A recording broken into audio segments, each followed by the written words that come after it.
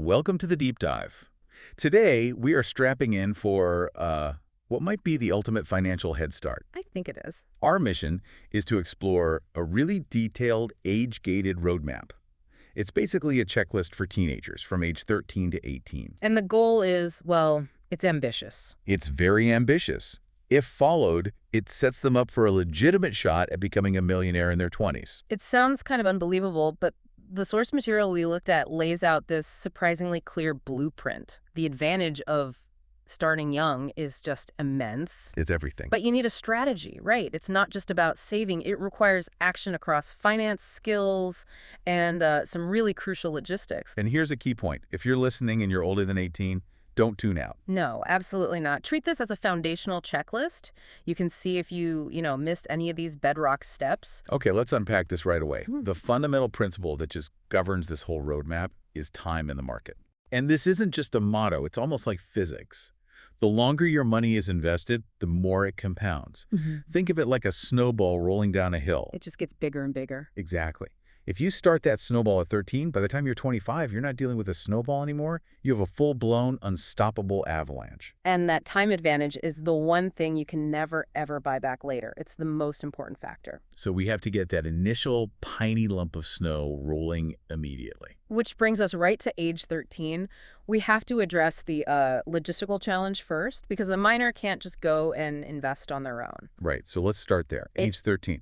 The first and honestly probably the hardest step for some is convincing a parent or guardian to open a custodial account. This is the official vehicle, yeah. It's basically because the government needs to know who is legally responsible for that money. For tax reasons, I assume. Exactly, for taxes. These accounts are essentially tax wrappers that an adult manages for a minor, and they let the money grow without a, heavy tax burden right away. And these wrappers look a bit different depending on where you are in the world, right? They do. For our listeners in the UK, you're looking at a junior stocks and shares ISA. And the limit on that is pretty substantial. Oh, it's huge. Up to £9,000 can be invested each year.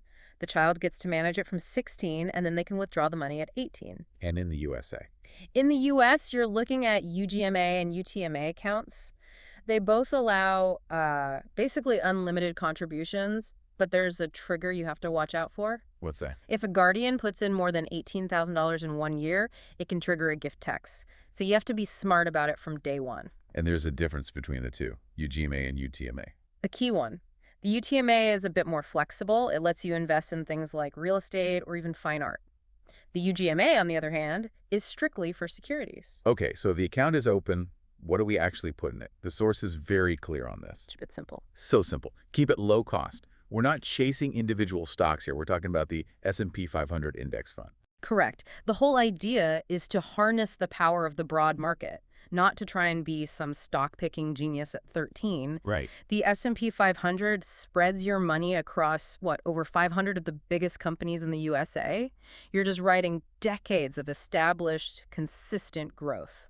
And the historical returns are, they're pretty compelling. They are. While the exact number changes daily, the concept that this strategy has averaged, significant returns over the last decade is the power you're harnessing. You're leveraging the entire U.S. economy without needing to be a Wall Street analyst. That makes so much sense. Yeah. So with that foundation set at 13, when we move to age 14, the focus shifts a little. It does. It shifts from pure finance to skill exploration. And this is where that, what the source calls the freedom advantage comes in. This is a huge, often overlooked asset. It really is. At 14, you probably don't have rent or bills or utilities to worry about. Right. So you have the freedom to try weird, unreliable, experimental ways to make money. Without the pressure of needing that income to, survive. That freedom is priceless.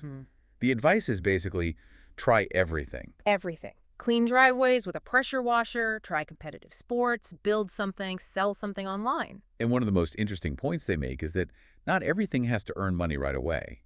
The goal is also discipline and discovery. Exactly. It's about building a work ethic that lets you outwork everyone else later on. The source gives a great little story about the author's son, Curtis. Oh yeah, the swimming practice. The 4 a.m. swimming practice. He didn't make a dime from swimming, but that discipline, that ability to show up consistently, that translated directly into his business success later. If you don't try a bunch of things, you'll never find your actual talent. You won't. So moving on to age 15, now we start talking about capital. And this is where they introduce the capital hack. Yeah. It's so simple, but so effective. It really is. Just ask for cash for birthdays and Christmas instead of physical gifts. Ditch the PS4 games, get the Launchpad capital. And you combine that capital with experience, so the next step is to get a Saturday job. Doesn't have to be glamorous. Not at all. Working behind a counter somewhere teaches you so much. You get a little extra money, sure, but you also learn those crucial social skills for dealing with people. Which brings us to a really important mindset shift. The source says to use the word stashing instead of saving. I love this distinction. It's powerful, isn't it? Ah. Saving implies you're just building up money to spend it on something big later, like a new phone or a trip. But stashing is different. It's about avoiding that temptation entirely. You see that capital as a launch pad. Money to make more money. Exactly. The biggest hurdle for any entrepreneur is starting from absolute zero. If you can start with even just $100 or $500, it's so much easier. You have something to leverage. And while you're stashing, there's a little logistical thing to do at 15. A very important one. Apply for your provisional driving license. In the UK, you can do this at 15 years and 9 months. It's just about getting the paperwork out of the way. So there are no delays later. Now, age 16. This is where things really accelerate. We're in a critical 2-year window now. Before the real world. Right. The goal is focused skill stacking. By 16, you should have some idea of what you're good at. Selling, designing, coding, whatever. You start piling complementary skills on top of that. And I love the advice here about where to invest that stashed capital. Yes. They say don't just sink money into every online course that promises you'll get rich quick. So many of them are questionable. Instead, invest that money into equipment. Real physical assets. Absolutely. The example in the source was fantastic. The son bought a used iMac for $500. It was his biggest purchase ever at the time. And he used that to teach himself video editing, Photoshop. High-value skills. The return on investment for that physical iMac, which let him start a service business, was just exponential. You're basically developing skills that offer actual value. You show up to a job interview already knowing Photoshop. You're not just potential anymore. You are immediate value. Which brings us to age 17. This is all about logistics, mastering the bottlenecks. And the number one, most urgent piece of advice is Pass your driving test as soon as you possibly can. Whether it's 16 in some U.S. states or later elsewhere, you have to treat this like a mission. And this isn't just about freedom, it's directly tied to making money, isn't it? It is. Not being able to drive is one of the biggest things that stops people from starting a successful side hustle. Because you're relying on public transport, which can be unreliable. You show up late to a client. And you look unprofessional. You lose the opportunity. It goes back to that great quote in the source material about time management. To be early is to be on time. To be on time is to be late. And to be late, well, that is unacceptable. Once you pass, you use that stashed money, your launch pad, to buy a cheap starter car. Okay, hold on. We're going to talk about avoiding bad debt later. Isn't a cheap car just another depreciating asset? How do you square that circle? That is a critical distinction to make, and it's a great question. The cheap starter car, bought with cash you stashed, is an essential tool of the trade. Not a luxury. Exactly. It's an investment in mobility and professionalism that makes the side hustle possible. You're investing, say, $2,000 into a car that lets you earn $20,000. The math works. But the second you finance a new, expensive car, That equation flips, and you've fallen into the consumer debt trap. that reframes it completely. It's an infrastructure investment. Okay, now we hit age 18, the official launch. And the source gives this ultimate checklist. 7 non-negotiable things. And this checklist is for everyone, even if you're 38, not just 18. First step, simple but crucial. Open your own bank accounts. Zorro. Ballots, cool. You need 2, ideally with different banks. It helps with the out-of-sight, out-of-mind psychology. So a current or checking account for your income, and then a high-interest savings account. For your emergency fund. Mm-hmm. And that emergency fund is key. You want to build up 3 to 6 months of living expenses. It's described as chugging a fortnight shield potion. I love that. It's your protection. If you lose your job, you have time to figure things out without panicking. Step 2 is a big one. It's about future leverage. Get a credit card. So many people are scared of them, but avoiding them actually sabotages your future. A credit card is how you build your credit score. Your Uber rating for money. That's it. And that score affects everything. Yeah. The strategy is non-negotiable.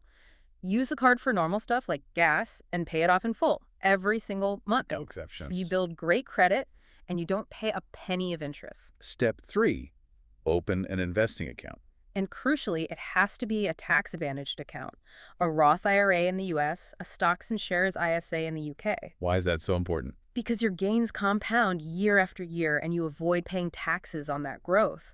It is a massive, life-changing gift from the government. And technology makes this so much easier now with fractional shares. Oh, absolutely. You don't need $200 to buy a share of Apple anymore. You can invest with $1. It completely democratizes investing. All right, step 4. This is a huge one. Carefully consider university. Yeah, the source is not anti-university, but it forces you to look at the hard truth. For careers like doctors, nurses, teachers, Yeah. it's required. Non-negotiable.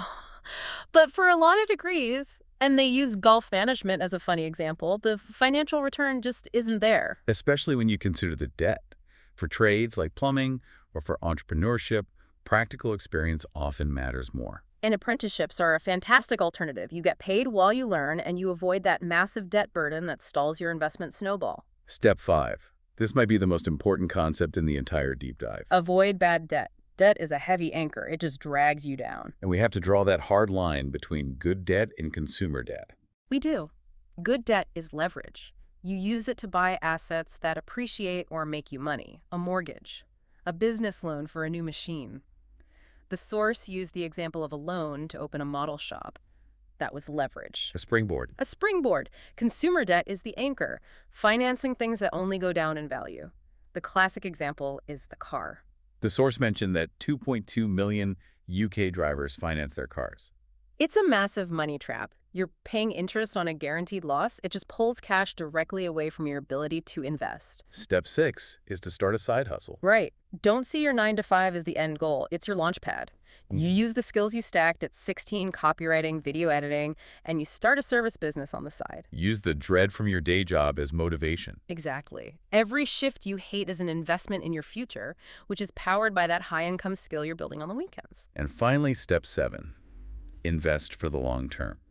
This brings it all home. It's that snowball again. The math here is just staggering. Okay, lay it out for us. The comparison. Investing $250 a month starting at age 18 versus starting at age 28, assuming an 8% return. Okay. If you start at 18, by age 65, that could grow to around $1.5 million tax-free. Wow. If you wait just 10 years and start at 28, that total is only around $679,000. That's a difference of over $800,000. That's the power of those first 10 years. It is everything. So what does this all mean for you, the listener? This was an actionable, chronological blueprint. Success is really a combination of financial structure, getting the right accounts, building credit, and then pairing that with skill development and logistical readiness, like getting that driver's license sorted. Absolutely. And we spent some time on that crucial distinction between leveraging debt for a business asset like the model shop and taking on consumer debt for something like a car. This leaves a critical question for you to consider as you move into your 20s and beyond. How can you consistently apply that good debt versus bad debt principle to every large purchase you face? How do you make sure that leverage is always a springboard and never, ever an anchor?